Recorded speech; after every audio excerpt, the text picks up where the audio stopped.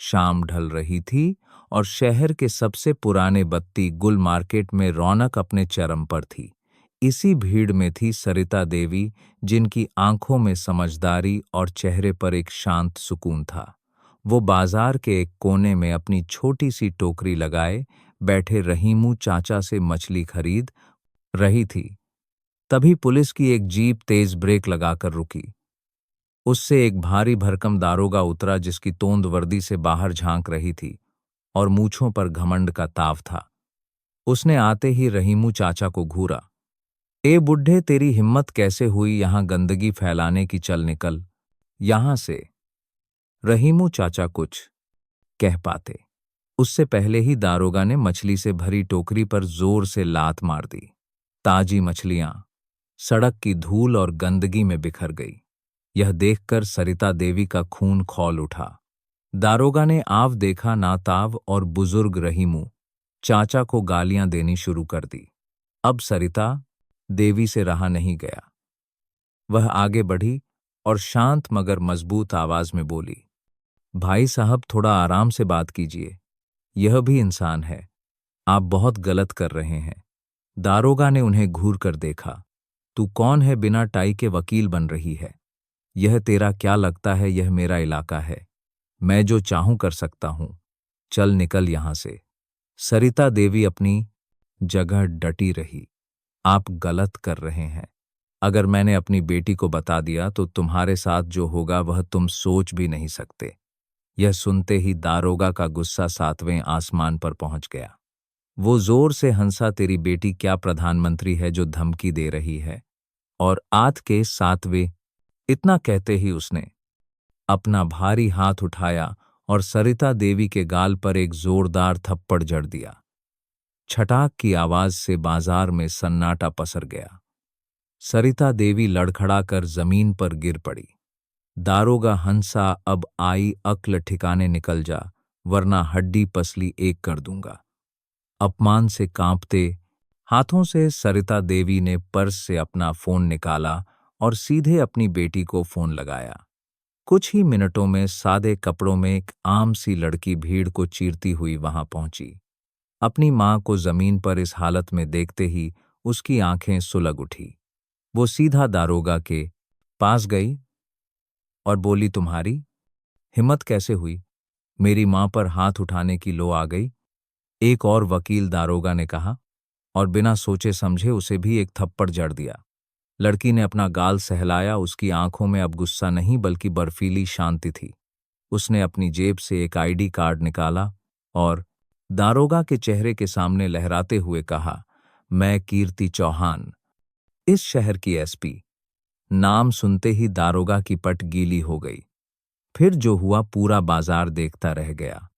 पूरी कहानी को विस्तार से समझेंगे इस वीडियो में, तो वीडियो में लास्ट तक बने रहे। इस वीडियो को देखकर आपको मजे भी आएंगे और एक बहुत बड़ी सीख भी मिलेगी।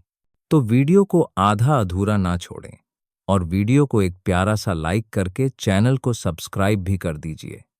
तो चलिए वीडियो को शुरू करते हैं। शाम का वक्त था। सूरज धीरे धीरे आसमान में नीचे खिसक रहा था और उसकी सुनहरी किरणें शहर के सबसे पुराने और भी भाड़ वाले बत्ती गुल मार्केट पर पड़ रही थी।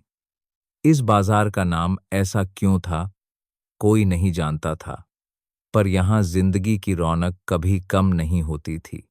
सब्जियों और फलों के ठेलों की कतारें, मसालों की महक, ग्राहकों का शोर और स्कूटरों के हॉर्न की आवाज सब मिलकर एक अजीब सा संगीत बना रहे थे। इसी भीड़ में थी सरिता देवी, एक रिटायर्ड स्कूल टीचर जिनकी उम्र 60 के पार थी, लेकिन चेहरे पर आज भी एक गजब की शांति और आंखों में समझदारी की चमक थी। वह अपने झोले में सब्जियां भरवाने के बाद धीरे धीरे आगे बढ़ी।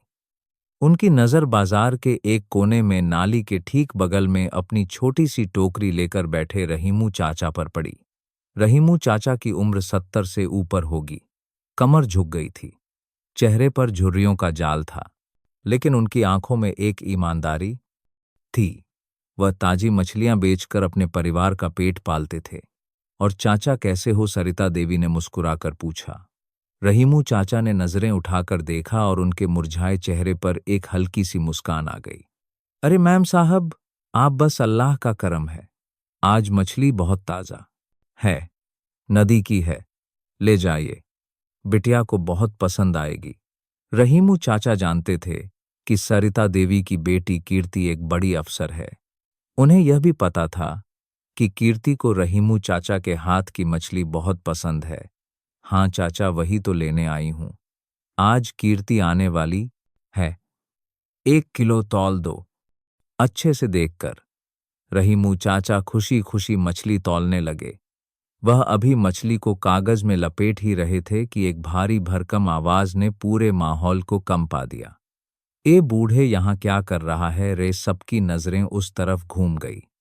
पुलिस की एक जीप आकर रुकी थी और उससे एक दारोगा उतरा था। नाम था विक्रम सिंह। विक्रम सिंह की तोंद उसकी वर्दी से बाहर झांक रही थी। मूछें ऐसी थी जैसे किसी बाज के पंखों, और आंखों में सत्ता का नशा साफ झलक रहा था।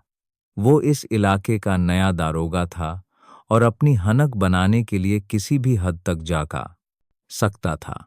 रहीमू चाचा डर के मारे खड़े हो गए। उनके हाथ कांप रहे थे। साहब, वह रोजी रोटी की ऐसी की तैसी। विक्रम सिंह दहाड़ा, तेरी हिम्मत कैसे हुई यहां गंदगी फैलाने की? यह इलाका मेरे अंडर आता है। यहां सिर्फ वही होगा जो मैं चाहूंगा।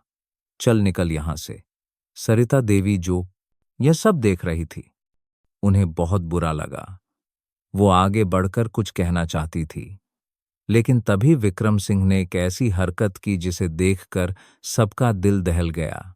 उसने अपनी मोटी टांग उठाई और रहीमू चाचा की मछली से भरी टोकरी पर जोर से लात मार दी।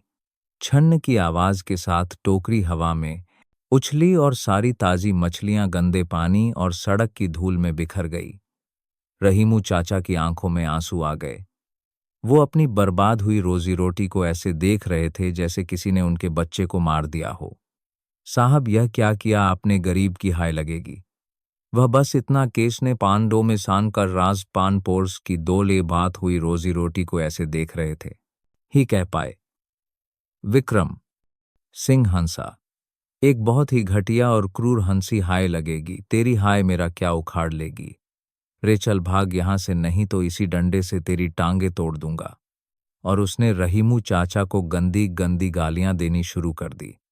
अब सरिता देवी से रहा नहीं गया, उनका खून खौल रहा था। एक टीचर होने के नाते उन्होंने अपनी पूरी जिंदगी बच्चों को सही और गलत का पाठ पढ़ाया था। वह इस अन्याय को चुपचाप नहीं देख सकती थी। वह हिम्मत करके करके आगे बढ़ी और शांत लेकिन मजबूत आवाज में बोली, भाई साहब, जरा आराम से बात कीजिए। यह भी एक टीचर हिम्मत करके पढ़ी। इंसान है, कोई जानवर नहीं। आपको ऐसा नहीं करना चाहिए था। आप बहुत गलत कर रहे हैं। विक्रम सिंह ने घूमकर सरिता देवी को ऐसे देखा जैसे वह किसी दूसरे ग्रह से आई हो। उसने ऊपर से नीचे तक उन्हें घूरा। एक साधारण सी सूती साड़ी पहने एक बुजुर्ग महिला, उसके लिए वह एक कीड़े मकोड़े से ज्यादा कुछ नहीं थी। तो कौन है तू? वह बोला। उसकी आवाज उसमें पूरा घमंड था। बिना टाई के वकील बन रही है। यह तेरा क्या लगता है? बाप है तेरा? सरिता देवी ने अपनी गरिमा बनाए रखते हुए कहा। यह मेरे कुछ नहीं लगते, लेकिन इंसानियत के नाते मैं बोल रही हूं। वर्दी लोगों की रक्षा के लिए होती है, उन्हें सताने के लिए नहीं। ओहो लेक्चर, अब तू मुझे सिखाएगी कि वर्दी का क्या काम है। विक्रम सिंह उनके और करीब आ गया। सुन बुढ़िया, यह मेरा इलाका है। यहां का कानून भी मैं हूं और जज भी मैं। मैं जो चाहूं वह कर सकता हूं। चल हवा आने दे, निकल यहां से। सरिता देवी अपनी जगह से नहीं हिली। उनकी आंखों में डर नहीं बल्कि एक चेतावनी थी। आप यह बहुत गलत कर रहे हैं। अगर इसके बारे में मैंने अपनी बेटी को बता दिया तो तुम्हारे साथ जो होगा वह तुम सोच भी नहीं सकते। यह सुनते ही विक्रम सिंह का अहंकार 7वें आसमान पर पहुंच गया। एक मामूली सी बुढ़िया उसे धमकी दे रही थी। उसे लगा जैसे किसी ने उसकी मूंछों को आग लगा दी हो। वो जोर से हंसा। हाँ हाँ हाँ हाँ, तेरी बेटी। क्या तेरी बेटी प्रधानमंत्री है जो तू मुझे धमकी दे रही है, या किसी मंत्रालय में सेक्रेटरी है? कौन है तेरी बेटी बता। सरिता देवी शांत रही। उन्होंने बस इतना कहा, तुम बस अपनी हद पार कर रहे हो। मैं तुझे दिखाता हूं हद। विक्रम सिंह चिल्लाया और इतना कहते ही उसने अपना भारी हाथ उठाया और पूरी ताकत से सरिता देवी के गाल पर एक जोरदार थप्पड़ झड़ दिया। छटाक आवाज इतनी तेज थी कि आसपास खड़े लोगों की रूह कांप गई। सरिता देवी ने ऐसा कभी सपने में भी नहीं सोचा था। उनकी दुनिया घूम गई। वो लड़खड़ाकर जमीन पर गिर पड़ी। उनका चश्मा दूर जा गिरा और गाल पर पांचों उंगलियों के निशान छप गए थे। कुछ पल के लिए सब कुछ शांत हो गया। बाजार का शोर थम गया था। लोग डरे हुए थे, सहमे हुए थे, लेकिन कोई भी उस वर्दी वाले जानवर के खिलाफ बोलने की हिम्मत नहीं कर पा रहा था। विक्रम सिंह ने अपनी कामयाबी पर हंसते हुए कहा, अब आ गई अकल ठिकाने। ज्यादा नेता बन रही थी। अब निकल जा यहां से, नहीं तो तेरी हड्डी पसली एक कर दूंगा। जमीन पर गिरी सरिता देवी की आंखों से आंसू बह रहे थे। यह आंसू दर्द के नहीं, अपमान के थे। उन्होंने अपनी पूरी जिंदगी सम्मान से जी थी। आज एक सड़क छाप दारोगा ने उन पर हाथ उठाया था। उन्होंने धीरे धीरे खुद को संभाला। उनके हाथ कांप रहे थे, लेकिन उनका इरादा फौलादी हो चुका था। उन्होंने अपने पर्स से अपना पुराना सा मोबाइल फोन निकाला। उंगलियां कांप रही थीं, लेकिन उन्होंने एक नंबर डायल किया। दूसरी तरफ फोन तुरंत उठा। हाँ मां, सब ठीक है। आप बाजार में हो? एक प्यारी और चिंता भरी आवाज आई। सरिता देवी ने अपने आंसुओं को काबू करते हुए कहा, कीर्ति बेटा, तू जल्दी से बत्ती गुल मार्केट आ सकती है। अभी इसी वक्त उनकी आवाज में जो दर्द और दरार थी, उसे एक बेटी तुरंत पहचान सकती थी। मां, क्या हुआ? आपकी आवाज ऐसी क्यों लग रही है? आप ठीक तो हो? कीर्ति की आवाज में टेंशन बढ़ गई। तू बस आजा बेटा, जल्दी आ, कहकर सरिता देवी ने फोन काट दिया। विक्रम सिंह यह सब देख रहा था। बुला ले जिसे बुलाना है, मैं भी यहीं खड़ा हूं। देखता हूं कौन आता है तेरी मदद करने। 10 मिनट, बस 10 मिनट। लेकिन यह 10 मिनट वहां मौजूद हर इंसान के लिए 10 घंटों जैसे थे। विक्रम सिंह अपनी जीभ से टिक कर खड़ा था, ऐसे जैसे उसने कोई जंग जीत ली हो। रहीमू चाचा एक स्पोर्ट कोने में बैठकर चुपचाप रो रहे थे, और सरिता देवी जमीन पर बैठी बस इंतजार कर रही थी। तभी भीड़ को चीरती हुई एक लड़की तेजी से उस तरफ आई। वो सिंपल सी जीन्स और एक प्लेन कुर्ती में थी। बालों की पोनी टेल बनी हुई थी। चेहरे पर कोई मेकअप नहीं। वो किसी भी आम घर की लड़की लग रही थी। वो कीर्ति चौहान थी। जैसे ही उसकी नजर जमीन पर बैठी अपनी मां पर पड़ी, एक पल के लिए उसकी सांस रुक गई। अपनी मां के गाल पर उंगलियों के निशान, उनकी आंखों में आंसू और बिखरे हुए बाल। यह मंजर देखकर कीर्ति के अंदर जैसे ज्वालामुखी फट पड़ा। उसका चेहरा पत्थर की तरह सख्त हो गया। वह सीधे अपनी मां के पास गई और उन्हें उठाने के लिए हाथ बढ़ाया। मां, उसकी आवाज में दर्द और गुस्सा मिला हुआ था। फिर उसने नजरें उठाकर दारोगा विक्रम सिंह को देखा। उसकी आंखों में जो आग थी, उसे देखकर कोई भी डर जाता, लेकिन विक्रम सिंह तो नशे में चूर था। कीर्ति अपनी मां को छोड़कर सीधा विक्रम सिंह के सामने जाकर खड़ी हो गई। तुम्हारी हिम्मत कैसे हुई मेरी मां पर हाथ उठाने की? उसकी आवाज शांत थी, लेकिन उसमें एक बर्फीला तूफान छुपा था। विक्रम सिंह ने उसे देखा। एक और लड़की जो शायद इसकी बेटी थी। उसे लगा एक और ड्रामा शुरू होने वाला है। लो आ गई एक और वकील।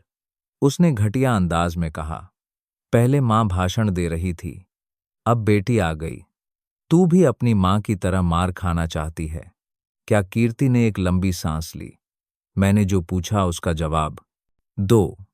तुमने एक बुजुर्ग औरत पर हाथ क्यों उठाया? क्योंकि वह मेरे काम में दखल दे रही थी, और तू भी दे रही है। चल हट मेरे रास्ते से। विक्रम सिंह ने उसे हटाने के लिए अपना हाथ आगे बढ़ाया। लेकिन सोचे समझे गुस्से और अहंकार में उसने वही गलती दोबारा कर दी। उसने कीर्ति के गाल पर भी एक थप्पड़ जड़ दिया। छटाक दूसरी बार वहीं आवाज गूंजी, लेकिन इस बार माहौल बदल गया। कीर्ति ने थप्पड़ खाने के बाद अपना चेहरा धीरे धीरे सीधा किया। उसके गाल पर भी हल्की सी लाली आ गई थी, लेकिन उसकी आंखों में अब आग नहीं बल्कि एक अजीब सी शांति थी। वह तूफान से पहले की शांति थी। आसपास के लोग कांप उठे। उन्हें लगा कि अब यह लड़की भी रोएगी, गिड़गिड़ाएगी। लेकिन कीर्ति ने कुछ और ही किया। उसने बहुत धीरे से अपनी जीन्स की जेब में हाथ डाला और एक छोटा सा लेदर का वॉलेट निकाला। उसने वॉलेट खोला और उसमें से अपना सरकारी आईडी कार्ड निकाला। उसने कार्ड को विक्रम सिंह की आंखों के ठीक सामने लहराते हुए कहा। उसकी आवाज अब किसी आम लड़की की नहीं थी। वह एक शेरनी की दहाड़ थी जो पूरे बाजार में गूंज गई। मैं कीर्ति चौहान, इस शहर की सुपरिटेंडेंट ऑफ पुलिस एएसपी। एक पल के लिए सन्नाटा छा गया। इतना गहरा सन्नाटा कि लोगों को अपने दिल की धड़कनें सुनाई दे रही थी। विक्रम सिंह की आंखें फटी की फटी रह गई। उसके सामने खड़ी आम सी लड़की इस शहर की एसपी थी। जिस औरत को उसने जमीन पर गिराया वह एसपी की मां थी। उसके पैरों के नीचे से जमीन खिसक गई। उसका पूरा शरीर कांपने लगा। चेहरे का रंग उथन गया, जैसे किसी ने सारा खून निचोद लिया हो। वर्दी का सारा नशा, सारा घमंड एक सेकंड में काफूर हो गया। मैम मैडम, उसके मुंह से बस इतना ही निकला। पसीने की बूंदें उसके माथे से टपकने लगी। कीर्ति ने अपना आईडी कार्ड वापस जेब में रखा। उसकी नजरें विक्रम सिंह पर किसी भाले की तरह गड़ी हुई थी। दारोगा विक्रम सिंह, कीर्ति की आवाज में अब कोई इमोशन नहीं था, सिर्फ बर्फीला अधिकार था। तुमने ऑन ड्यूटी एक निहत्थ बुजुर्ग को प्रताड़ित किया। तुमने एक सम्मानित नागरिक, एक बुजुर्ग महिला पर हाथ उठाया और तुमने अपनी ड्यूटी पर मौजूद एक एएसपी पर हाथ उठाया है। हर एक शब्द विक्रम सिंह के कानों में पिघले हुए शीशे की तरह उतर रहा था। तुम इसी वक्त, इसी पल से सस्पेंड किए जाते हो। विक्रम सिंह के घुटने जैसे जवाब दे गए। वह लगभग गिरने ही वाला था। मैडम, गलती हो गई मैडम, मुझे नहीं पता था, माफ कर दीजिए। माफी, कीर्ति की आवाज में हल्की सी कड़वाहट आई। जब तुम उस बेबस बुढ़े को मार रहे थे तब इंसानियत याद नहीं आई। जब तुम मेरी मां को थप्पड़ मार रहे थे तब किसी की इज्जत याद नहीं आई। वह विक्रम सिंह के पास गई और उसकी वर्दी पर लगे नेम प्लेट को घूरते हुए बोली, तुम जैसे लोग इस वर्दी पर एक दाग हो। तुम पर सिर्फ सस्पेंशन नहीं, पूरी डिपार्टमेंटल इंक्वायरी होगी और मैं पर्सनली यह केस देखूंगी। तुम्हारी नौकरी तो जाएगी ही, लेकिन जो कानूनी कार्रवाई होगी वह अलग। कीर्ति मुड़ी और अपनी मां के पास गई। उसने धीरे से अपनी मां को उठाया, उनका चश्मा उठाकर साफ किया और उन्हें पहनाया। आप ठीक हो मां? उसने धीरे से पूछा। सरिता देवी ने अपनी बेटी के सिर पर हाथ फेरा। उनकी आंखों में आंसू थे, लेकिन इस बार यह गर्व के थे। फिर कीर्ति रहीमू चाचा के पास गई, जो अभी भी डरे सहमे एक कोने में बैठे थे। कीर्ति नीचे झुकी और उनके कंधे पर हाथ रखा। चाचा, डरिए मत, उठिए। उसने नीचे बैठकर अपने हाथों से सड़क पर बिखरी हुई मछलियों को उठाना शुरू कर दिया। यह देखकर वहां मौजूद 2-3 लोग भी मदद के लिए आगे आए। कीर्ति ने अपनी जेब से पर्स के लिए है निकाला। उसमें से 2000 का नोट निकाला और रहीमू चाचा के हाथ में रख दिया। यह आपके नुकसान के लिए है चाचा, और आज के बाद आपको इस बाजार में कोई परेशान नहीं करेगा। यह मेरा वादा है। रहीमू चाचा की आंखों से झरझर आंसू बहने लगे। वह बस हाथ जोड़कर खड़े रहे। कीर्ति ने अपनी मां का हाथ थामा और भीड़ तरफ देखा, जो अब तक चुपचाप यह सब देख रही थी। आप सबसे एक बात कहनी है। उसकी आवाज में एक अपील थी। गलत को सहना गलत करने वाले को और हिम्मत देता है। अगली बार अगर कोई वर्दी वाला या कोई भी ताकतवर इंसान किसी कमजोर को सताए तो चुप मत रहिए, आवाज उठाइए। कानून आपकी हिफाजत के लिए है। इतना कहकर वह अपनी मां को सहारा देकर अपनी गाड़ी की तरफ चल दी। पीछे खड़ा विक्रम सिंह अब दारोगा नहीं, एक हारा हुआ डरा हुआ इंसान लग रहा था। उसकी दुनिया, उसका घमंड, उसका भविष्य, सब कुछ 10 मिनट के अंदर सड़क की धूल में मिल चुका था। वर्दी का नशा उतर चुका था और अब उसे सिर्फ अंधेरा दिख रहा था। गाड़ी में बैठते ही सरिता देवी ने अपनी बेटी का हाथ थाम लिया। कीर्ति ने अपनी मां के हाथ को चूमा और गाड़ी स्टार्ट कर दी। गाड़ी शहर की सड़कों पर दौड़ने लगी। लेकिन उस दिन बत्ती गुल मार्केट में जो हुआ वह हमेशा के लिए लोगों के दिलों में बस गया था। उस घटना को 2 दिन बीत चुके थे। बत्ती गुल मार्केट में अब सब कुछ पहले जैसा ही था, लेकिन हवा में एक कहानी तैर पार पुर दौड़ने लगी रही थी। एक घमंडी दारोगा की और एक बहादुर एएसपी की। रहीमू चाचा बिना किसी डर के अपनी टोकरी लगाते थे और लोग उन्हें अब और भी इज्जत से देखते थे। उधर कीर्ति चौहान के घर में माहौल कुछ अलग था। कीर्ति ने अपनी मां सरिता देवी को अपने सरकारी बंगले पर ही रोक लिया था। वह उन्हें एक पल के लिए भी अकेला नहीं छोड़ना चाहती थी। रात के खाने पर सरिता देवी ने धीरे से बात छेड़ दी। कीर्ति बेटा, उस दरोगा का क्या हुआ? कीर्ति ने रोटी का टुकड़ा तोड़ते हुए कहा। सस्पेंड हो गया है मां। डिपार्टमेंटल इंक्वायरी शुरू हो गई है। कानून अपना काम करेगा। उसकी आवाज में एक अफसर की सख्ती थी। सरिता देवी ने अपनी बेटी के चेहरे पर चिंता की लकीरें थी। बेटा, ज्यादा सख्त मत होना उसके साथ। गलती की सजा मिलनी चाहिए, लेकिन किसी का परिवार बर्बाद ना हो। कीर्ति ने एक पल के लिए अपनी मां को देखा। इतनी बड़ी घटना के बाद भी उसकी मां उस आदमी के बारे में सोच रही थी। मां, आप कितनी अच्छी हो, लेकिन आप जिस दुनिया की बात कर रही हो वह किताबों में होती है। विक्रम सिंह जैसे लोग जहरीले सांप की तरह होते हैं। अगर उनका फन नहीं कुचला गया तो वह पलट कर जरूर डसते हैं। तो दोस्तों, आज के लिए बस इतना ही। अगर आपको वीडियो पसंद आई हो तो कृपया करके वीडियो को एक लाइक करके चैनल को सब्सक्राइब जरूर कर दें और कीर्ति की बहादुरी कैसी लगी आप हमें कमेंट में जरूर बताएं। तो चलिए साथियों, मिलते हैं अगली वीडियो के साथ। तब तक के लिए जय नमस्ते दोस्तों। आप सब कहां से हैं और आपको यह कहानी कैसी लगी हमें कमेंट में जरूर बताइए। अगर आपके पास भी कोई दिलचस्प कहानी है तो उसे हम सब के साथ साझा करना न भूलें। हम आपकी कहानी सुनने का इंतजार करेंगे। हम ईश्वर से प्रार्थना करते हैं कि आप सभी हमेशा सुरक्षित और शांति में रहें। आपका बहुत बहुत धन्यवाद।